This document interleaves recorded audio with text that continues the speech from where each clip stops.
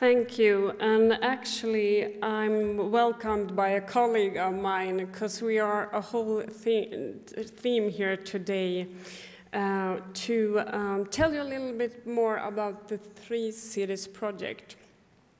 First of all, ladies and gentlemen, dear participants and organizers, thank you for really interesting and good days.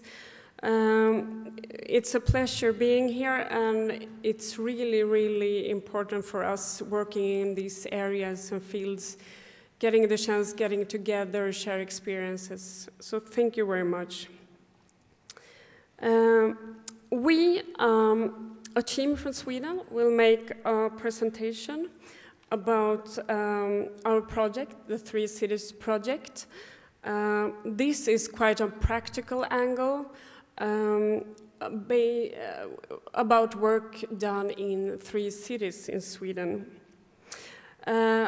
We like working as a team in the 3 cities, so you will see us as a team at the stage as well. We will talk, all 3 of us.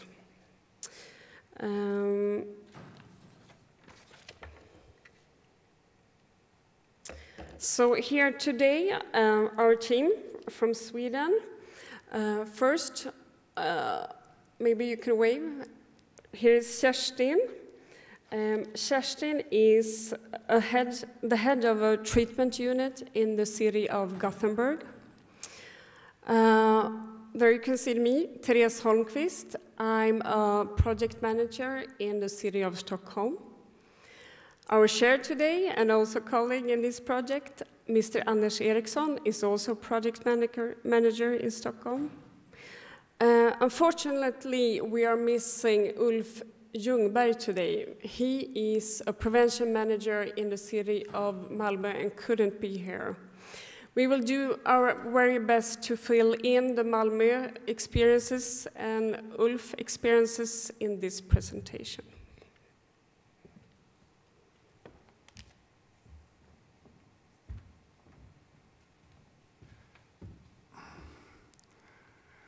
So now for a little while, I am Mr. Ljungberg from Malmö. Well, the Three Cities project, in short, what is that? Well, we come from Sweden, and we are a relatively small country in the north of Europe. And as you see, there are the 3 cities of Stockholm, Gothenburg, and Malmö who are uniting in this work. And just a few words about our cities. If you look at our cities and our neighboring counties, we represent actually around half of the population in Sweden, because Sweden is big in that sense, but it's not very densely populated in the north. So we look a bit southern-oriented here, but what we do or don't do has an effect on a great deal of people. And the purpose of the Three Cities project is, of course, to develop quality in prevention and to decrease the cannabis consumption among young people. I mean, we have been doing prevention for many years, decades even, and we could have, of course, have continued as we always did, but we said we want to improve our work, we want to do better. We are not satisfied with what is now, so we want to unite our forces and extend the work a bit. It's the project that runs for 3 years, and as you know, 3 years is a very short time to do something if you have 3 big cities, because big cities have their own conditions. For instance, we have a big drug market than the rest of Sweden, but we also have, in some instances, bigger resources. So the situation in our cities is a bit specific, but it takes time, and therefore, of course, we hope to continue this work after the 3 years. More time is needed, actually. We are funded by the Ministry of Social Affairs in the framework of the national ANDT strategy, and that stands for alcohol, narcotic drugs, doping, and tobacco. So we have a cohesive strategy for those issues, and we are very happy to get this funding to be able to do this work as we do. We work on 3 levels, and we'll come into more detail, or at least we'll show you a framework for what we are doing. But we think it's important that we are not just working on one level as the cities. We need the prevention to discourage cannabis use in the first place, but also we need the levels of early intervention and treatment, and you will get some examples of that later on in the presentation. You can look at the 3 Cities project as a sort of umbrella, because within this framework we have 14 sub-projects, and that's what we're going to show you in a little while. And it's important that, because we know from prevention science that you have to do a lot of things. You cannot do just one thing in one city and hope that that will be effective prevention. So many things are needed at the same time on the different levels. We tend to describe what we are doing, if I can, in the following way. You have to understand that what we are doing is, of course, in a Swedish context. And I think that's an important aspect of prevention, that you actually look at your own country or your own city to see what kind of laws do we have, what kind of conditions do we have, what kind of resources do we have, and what kind of problem do we have. So understand what we are saying from a Swedish context, and maybe we can get back to that as well. We look upon this as a puzzle, because prevention is a puzzle, and many parts have to be in place. And first of all, what we want to do is, of course, to base our interventions on science. We want to learn as much as possible what is effective and what isn't. And I'll make a comment in a little while. Also, and this is also very important to stress, that prevention to a great extent is mobilization. Prevention cannot be done by 1 or 2 civil servants. It has to be, the society as a whole has to be engaged to a great extent to get this working.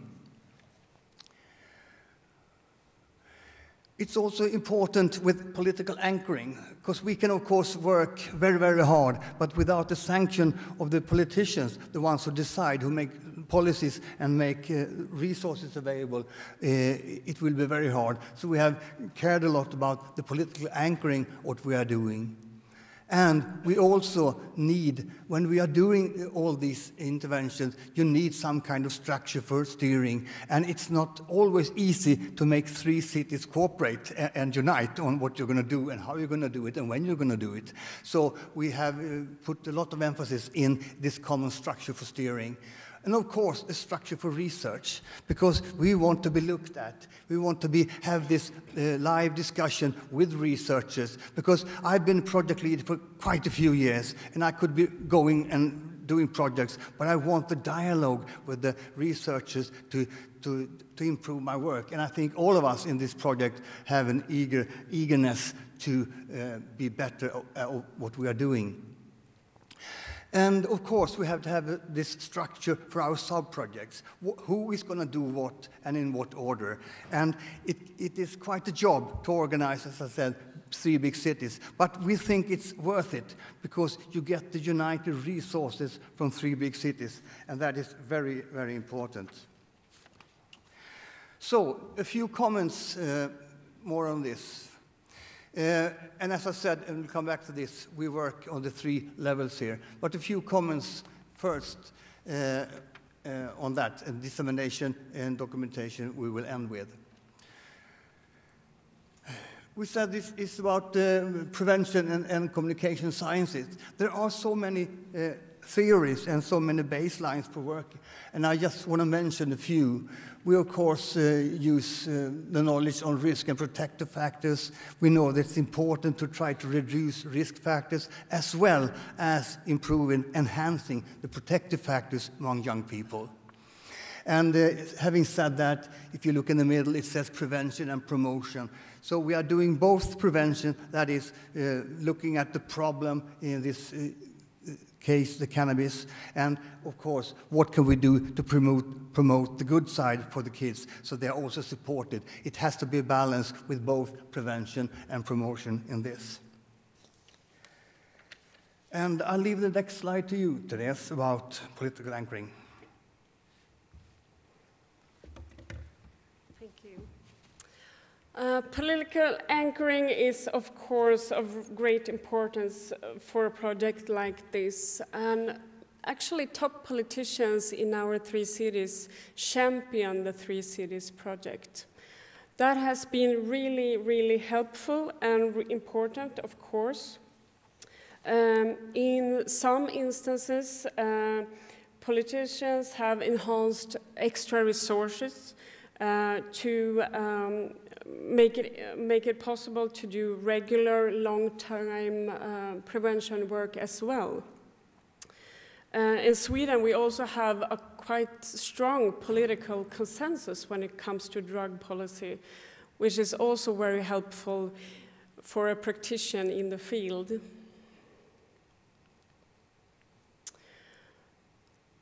When it comes to prevention, I would say that mobilization is important. I would almost say that it's mobilization is prevention, because nothing will be done if there's not a cooperation between many actors working together. So mobilization has been really important in our project. Of course, youths are the center of this work. Youths are our good reasons for doing this, of course. Youths contributed to this project in many ways. For example, we had some really interesting results from focus group studies with youth that we got a lot of ideas about how youth felt about cannabis and what that has to be done and what kind of support and so on they had. And we also got a lot of information about their attitudes. This information helped us to shape the efforts in this project.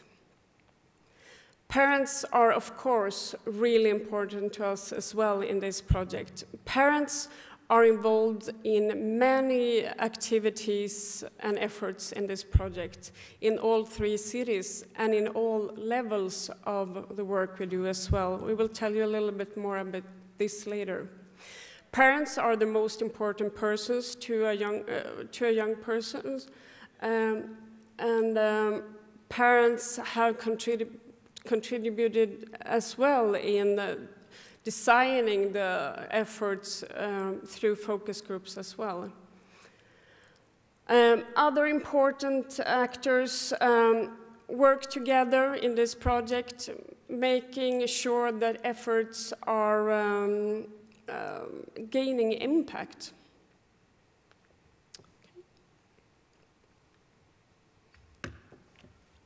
Thank you.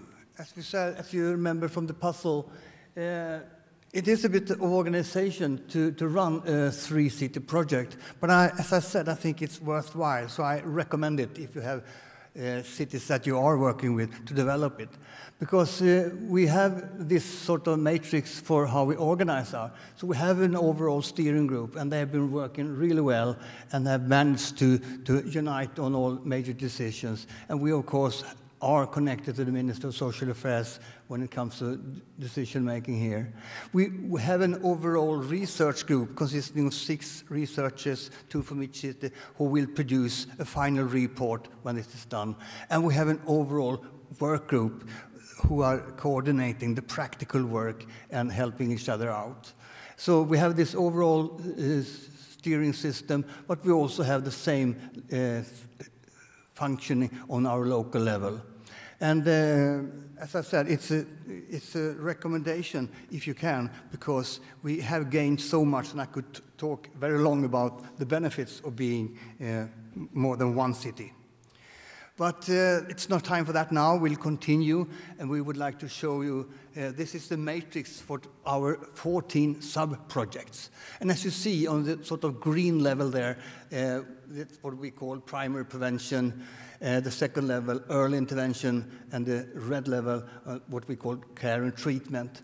And as you see, all cities are doing something in all of these squares and making the puzzle complete. And as you also can notice, in some sub-projects, all 3 cities are engaged. In some projects, 2 cities are, and in some projects, just 1 city. And that is because we are trying to also save resources. Everybody cannot do everything all the time. So this is also a matrix for learning from each other. So if Malmö or Gothenburg does something, Stockholm benefits because we have a close contact with our colleagues. And of course, when we are doing all 3 in it, we get this, as I said, collective strength of us all.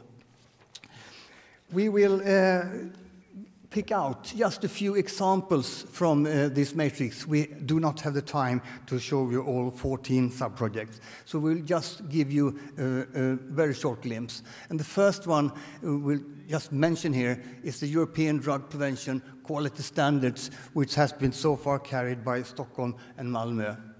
And I don't know if you're familiar with the EDPQS. This is sort of their work model. And if you're interested in EDPQS, and I surely recommend you, go to and listen to Angelina Brotherhood tomorrow afternoon. She's telling you more about the EDPQS and EQUS in a seminar. But mainly, this is a process tool for improving quality, because within all these different squares, you have quality questions that help you as a project leader to do a better work. And we are doing this for the long time run to make ourselves more professional and the ones who are carrying out professional prevention work in Sweden.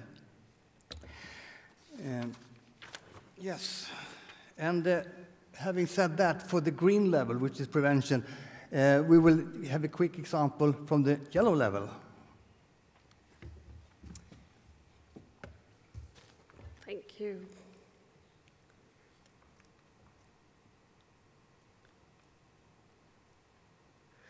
The yellow level that Anders mentioned to you is about early intervention. And early intervention sub-projects are, as my colleague mentioned, going on in all 3 cities.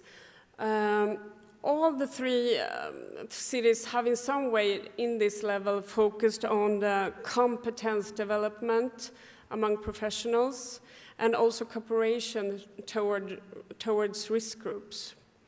And I will give you a short glimpse of one of our sub-projects called Moomin.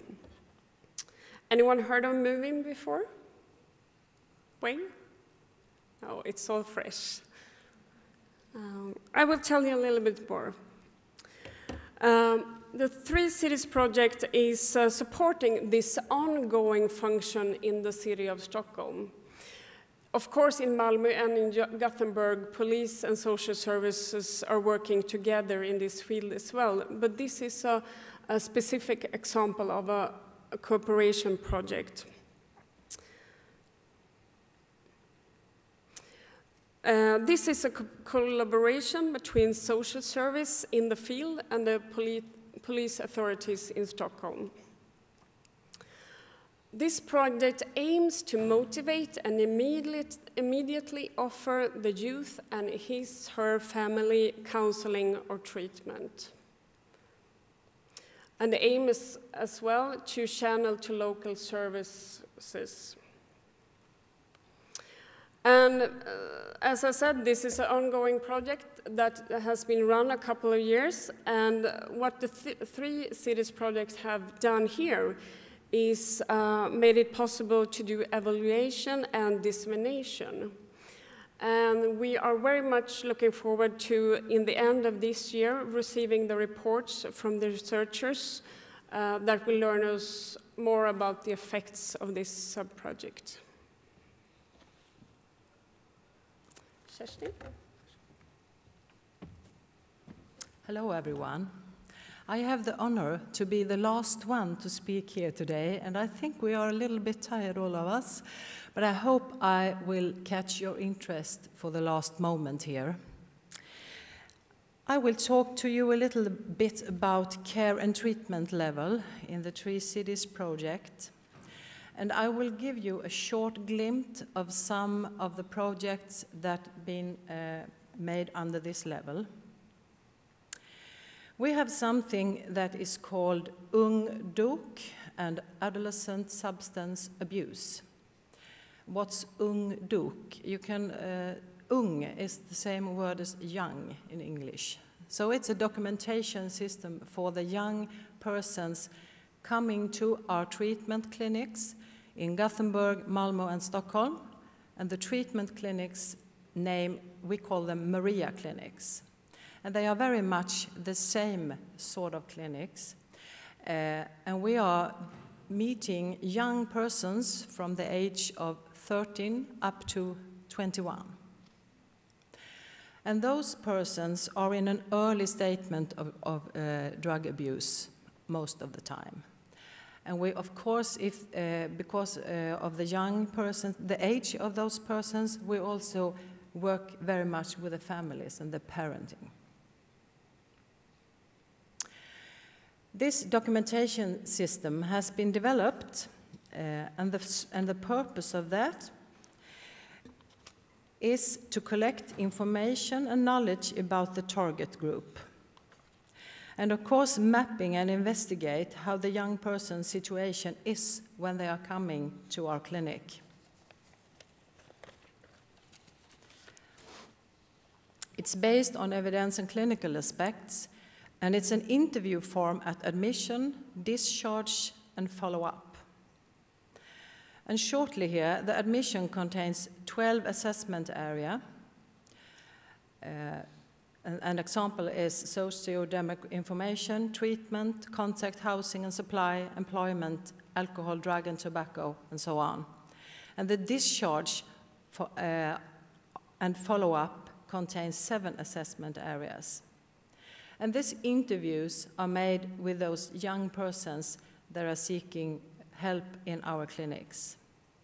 And this is a model we have developed under this Three Cities project. And the model for the clinic is developed by the employees from the Three Cities. And it's led by researchers.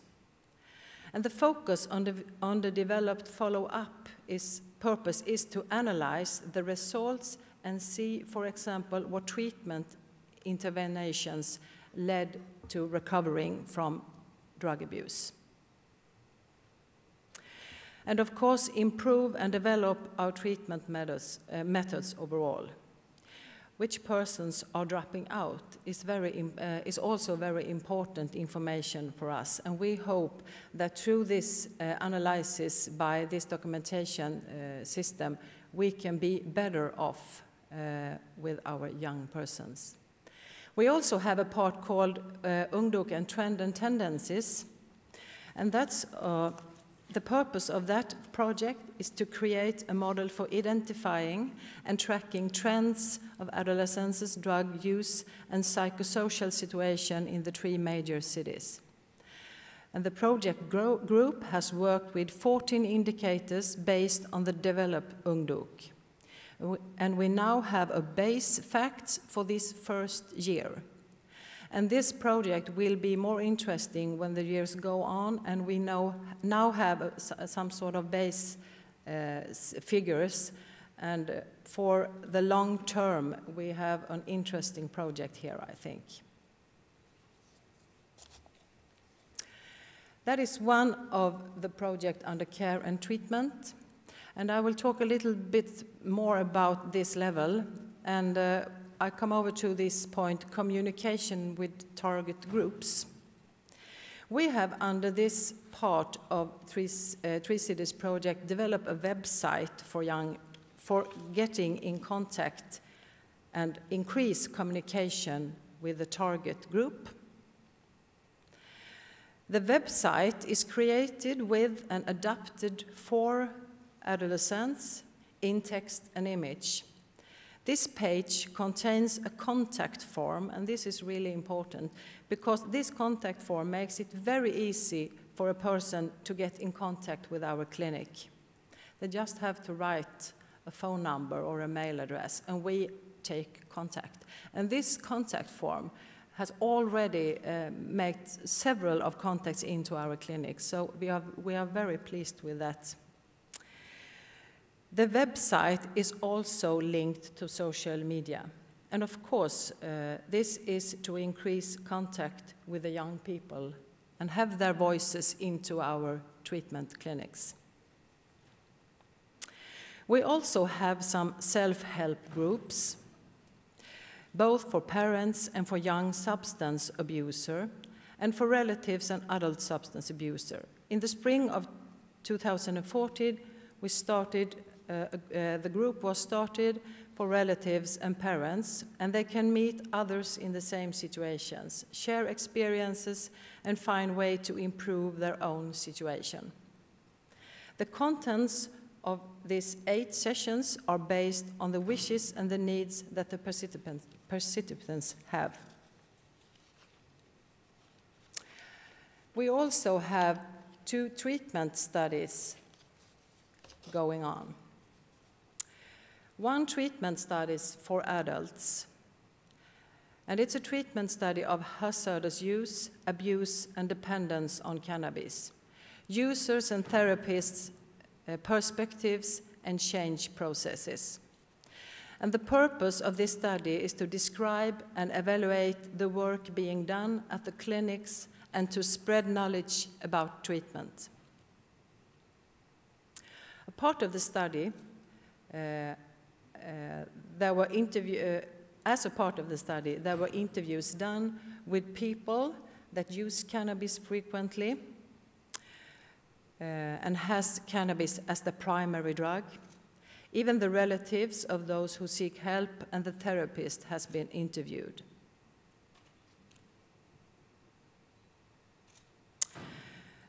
We also have a treatment study for younger persons called Girls and Cannabis.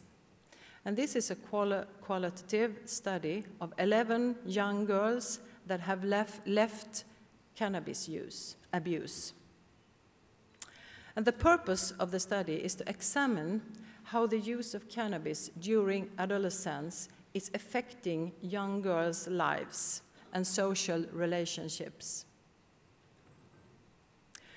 The context will be that the growing adolescence is in will be examined with a focus on why they stopped, how they experienced the help they got from society, how it is being a girl, female in this environment, what the turning point is, what happened when you go into adulthood and more orderly life, if this have some impact on your desire to stop smoke cannabis frequently. These are a little glimpse from those projects under care and treatment, and there also says a little line about special activities going on in Gothenburg, and I will just shortly mention these activities. This is a part of Gothenburg where it's politically anchored in the district, and this contains several activities made in this specific area. And this cannabis information sent home to all custodians in the district with children aged 10 to 17 years with information of cannabis. Training in cannabis knowledge for over 1,000 employees in the municipality part, social service, schools, student healthcare, healthcare centers, and NGOs in the area. This is in collaboration with the police, and they have started some dialogue cafes, and there are parent meetings at school on cannabis theme, and cooperation with 12 taverns in the area in the project Taverns Against Narcotics. This is supported by the Tree City project. Of course, as you understand, there's a lot of things going on in our three cities. And those projects, they are documented, and in the end of this year or start of the next year, there will be a dissemination from the researchers that are involved in those projects. So you are very welcome to contact us here, our mail addresses, because there are a lot of details that we can't go into here. But if you have more questions to ask, please be welcome to send us a mail. And with these words, I would like to thank you very much for keeping up your interest, and I hope you will take an opportunity to start a similar project home with you.